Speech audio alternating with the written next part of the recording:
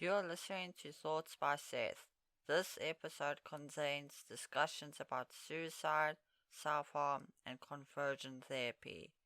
If you are currently facing these issues, please be aware that this episode may be triggering.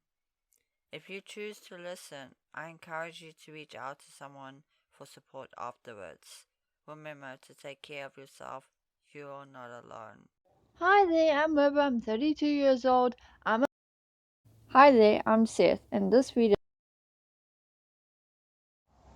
Hi there, I'm Seth, and today is the 25th of October 2024, and I've been on tea for 1 year and 1 week. Hi, I'm Seth. You just listened to the changes in my voice over time. The first recording was made way before I started tea. The second was around 3 months after starting tea.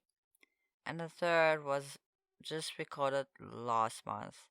As some of you may know, I used to go by the name Weather. Originally, I chose the name Weather Seth, so Seth was always the name that felt most authentic to me. At the time, I wasn't openly out as transgender, and I was so afraid to ask people to call me Seth. Like, literally, I spelled Seth with an Sethe at the end. That's how afraid I was. That's how scared I was. And that's so sad that I would go to lengths to hide that, to hide the person I truly am. And that's, yeah, it is not only sad, it is sick, you know, that so many people in the world have to be in a closet, have to hide their true selves just because of hate. It angers me so much. And we shouldn't be suffering like this. We should just be our authentic selves without judgment. And people really just need to grow some hearts. They really need to change and grow some hearts. Um, but anyways, back to the topic. Choosing my name was a very significant moment for me, and whilst it once felt like the right fit for me, I've come to realize that it doesn't really fully represent who I am today. And I'd like to share more about why I feel this way. When I chose the name Seth, I wanted something that reflected my love for God and my connection to the Bible. And as an autistic person, I have quite a few special interests. One of them is dogs. I love dogs so much. Oh my word. Dogs love so unconditionally. If only humans could love unconditionally. Like, why can't it just be like dogs? um, and so one of my special interests was the Bible, which is no longer a special interest of mine, but and that's why because the Bible has been used and continued to be used as a weapon on me, and does so much harm. Um, so I chose the name Seth because of my love for God and my connection to the Bible. So the meaning Seth means appointed and placed, which really resonated deeply with me. In the Hebrew Bible, Seth is the third son of Adam and Eve, born after Abel's death. And please forgive me, some of these names are so hard to pronounce. Oh my word. Um, so Seth was sent by God to heal his family's heartbreak. And that felt like my purpose too. Like I was placed here to help bring healing to others who were hurting, others who are broken, others who had a broken heart. Um, but recently I found myself questioning if God really sent me or if He even loves me. And that's not something very recently, actually. I've always questioned if God, loves me because that's all I hear is God is against me. All I hear, I'm an abomination and I'm going to hell. Pretty much all I hear, God does not love me. That's all I hear. And when you hear something over and over and over again, you start to believe it. Um, Somebody on Discord recently told me that God does love me and isn't against me. But this person isn't overseas, not in my country, not in my community, and I'm in a very toxic community who tells me the opposite. And that has been such a painful struggle for me. Um, yeah, it's just I can't even like explain in depth, like in so many words of how painful it is. As an autistic person, I just like I want to paint you a picture of how painful it is. But I'm not good at painting, so yeah. Um, so I'm currently experiencing conversion therapy, and I feel it's very critical to speak out about it. Each time I face this, it feels like a small part of me is being destroyed. And the best way I can describe that is, let's say somebody takes a stick and they light it and they throw it on you. Don't want to go too much into graphics, but we all know what happens when fire goes on somebody. um, it burns them, and that's how I feel, to be honest. Every time people do conversion therapy, um, forcibly on me against my will, that's how I feel, being burned each time. Alright, so I know this is a very hard topic, and I might sound a little bit nervous. I might um, laugh or giggle. And as an autistic person, Shane, this is very a vulnerable place, and yeah. So when I'm nervous, I laugh or giggle, and that's how I process things. Um, and so yeah, just a note that if an autistic person is laughing, it's not because something is funny. It's just because, yeah, they are processing things. And in this case, I'm processing sharing this vulnerable information with you, which is making me feel very nervous. So, the people who impose this on me either don't see the harm or refuse to acknowledge it because they believe God made me a woman, but I'm not a woman. I am a man. Yes, I am a man. um, and it's really important for me to say that out loud. And sometimes when I say that out loud, I'm like, uh, is the ears on the walls? Am I gonna be, in danger now? Or, and I'll share more about that in a bit. But yeah, it's always scary to say that out loud. Um, and yeah. So if you do not know what conversion therapy is, here is a short summary of what conversion therapy is. Conversion therapy is set of practices aimed at changing a person's sexuality or gender identity. Conversion therapy often leads to depression, anxiety, and feelings of shame. It can increase the risk of suicide thoughts and self harm, as individuals are made to feel that their true identity is wrong or sinful.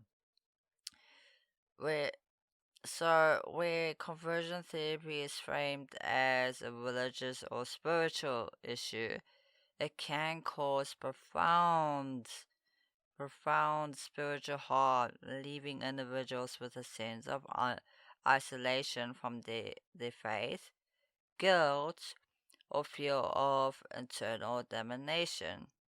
So damnation pretty much means hell, if you don't know what that means. And even after undergoing conversion therapy, many people experience long-lasting mental health issues. Um, the internal belief that they are not so pretty much they believe they are not accepted, um, and that can lead to difficulties in forming healthy, authentic relationships and a general distrust in others. And I can say if there is everything I just shared about conversion therapy is true, and just a pause on that, I will be linking some helpful resources in the description below. Um, so please have a look. Please educate yourself.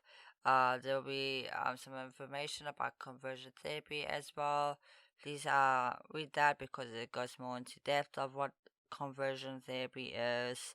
And people really need to be educated on the how dangerous it is, and it is it is very deadly.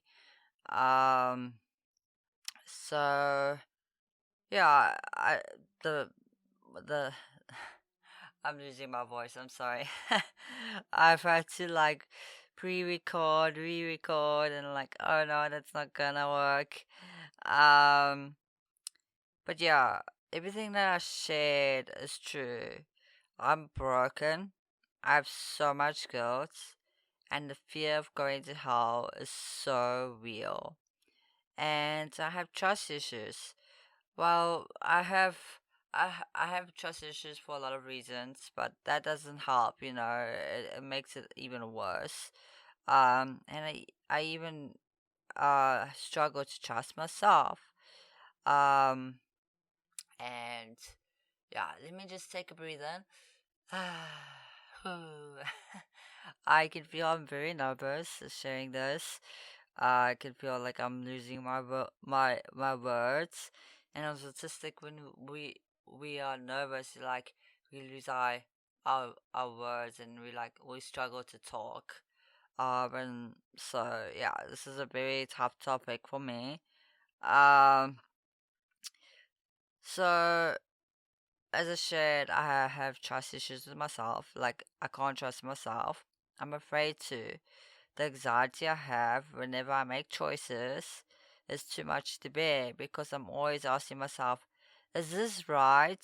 You know, can I trust myself? And that applies to my name change as well. I am in a vulnerable place, and I was in a vulnerable place when choosing my name.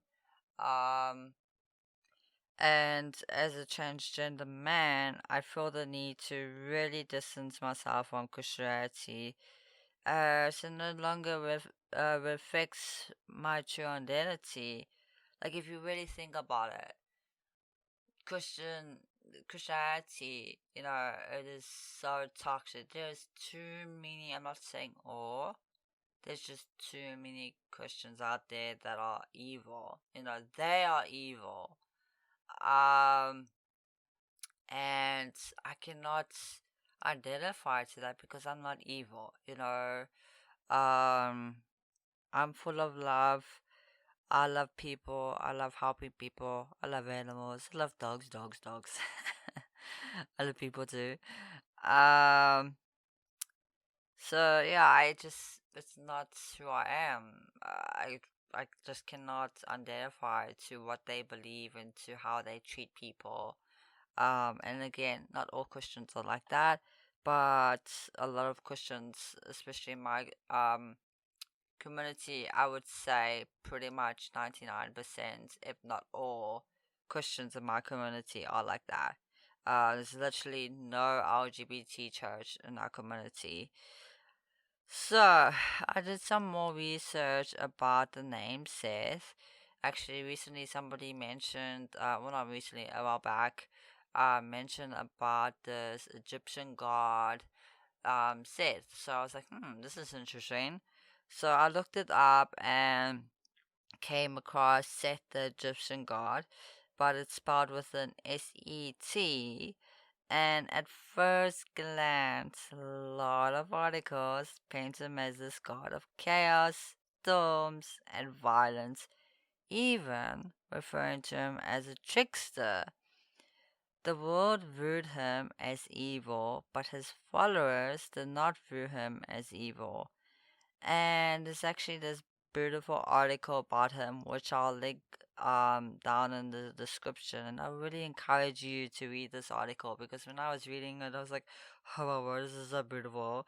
Um, but Seth was misunderstood. He was the god of divine justice, trying to do the right thing and keep the peace. But even by trying to do this, he was thrown to the desert. Oh man, he was trying, and all he was, and then all he got was the desert. Oh my word.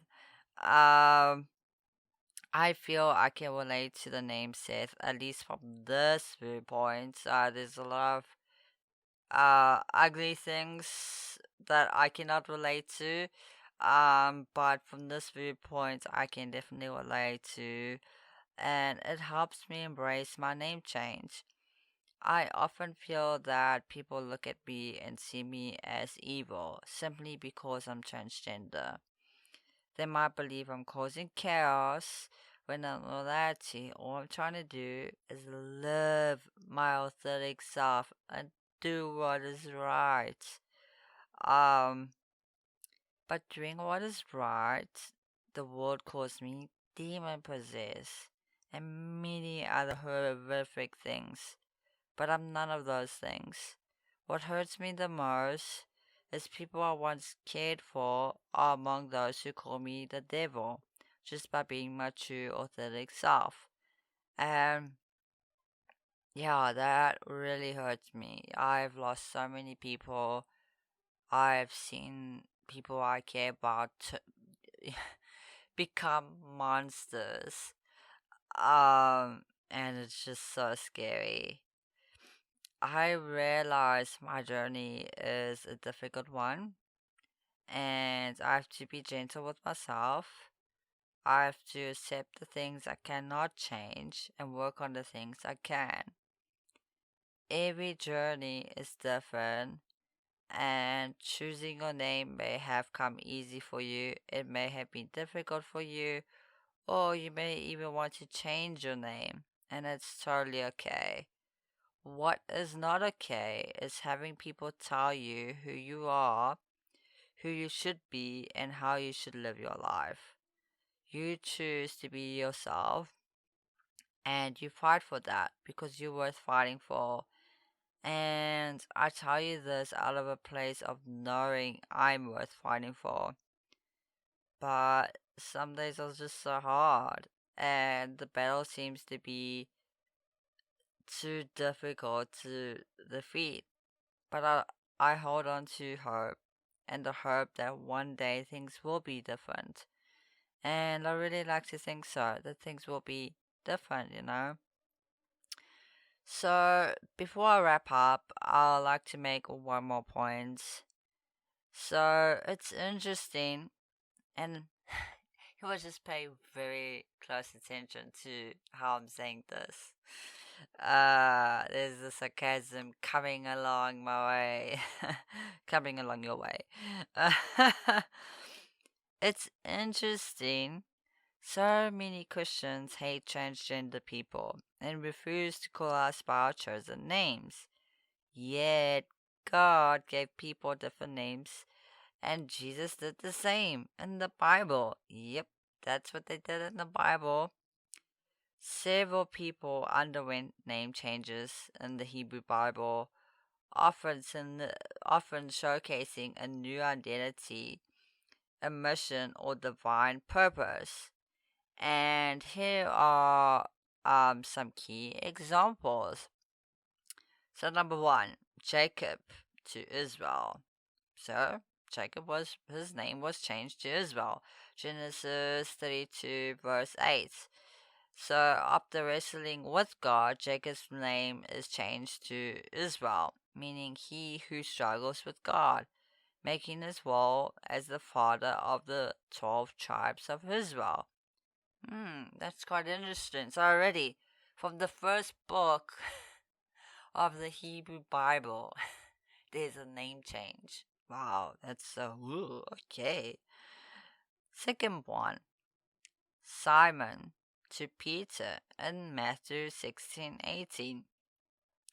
So Jesus will name Simon to Peter, meaning rock, meaning his role as the foundation of the church. Some of these words are hard to say, so I'm like, I'm not gonna say that. So yes, Jesus. So let me get this straight. Okay? I'm saying that again. First, God changes Jacob's name, right? And now Jesus changes Simon's name to Peter. Wow, okay. That's very interesting. Second, no, the third one, my bad. Not the second one, the third one. Saul to Paul, and this is found in Acts 13 verse 9. So Saul originally a persecute, so somebody who kills Christians, becomes Paul after he became a believer, you know, and that really indicated his new mission to spread the gospel, you know.